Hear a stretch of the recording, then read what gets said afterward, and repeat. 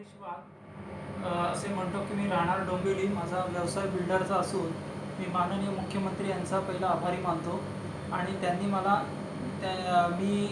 आमदार रवींद्र चव्हाण व उपायुक्त संजय गरत यांच्या विरुद्ध तक्रार केली होती. त्या तक्रारीप्रमाणे मला प्रथम आमदारांनी घर सोडून खाली केल्याचं कळलेलं आहे. त्यामुळे मी मुख्यमंत्री साहेबांचा मनापासून आभार मानतो आहे.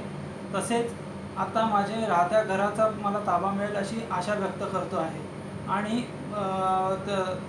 उपायुक्त संजय गरत यांनी रागाच्या भरात माझ्या काही घरांना बेघर करण्याची वेळ आणलेली आहे. ते पण आता मुख्यमंत्री साहेब त्याच्यात लक्ष घालून त्याची काळजी घेतील असे मला वाटत आहे. आणि त्यांची इन्क्वायरी पण आता सुरू होणार आहे. आणि ह्या संदर्भात मी बोलत आहो. आणि दुसरं म्हणजे जशी पोलिसांकरिता कमिटी आहे तशीच माझ्यासाठी पण कमिटी किंवा बिल्डर लॉबींसाठी कमिटी एक नेमली असती तर मी मुख्यमंत्री साहेबांचे आभार मानेन आणि ही कमिटी लवकरात लवकर निर्माण व्हावी अशी माझी इच्छा आहे.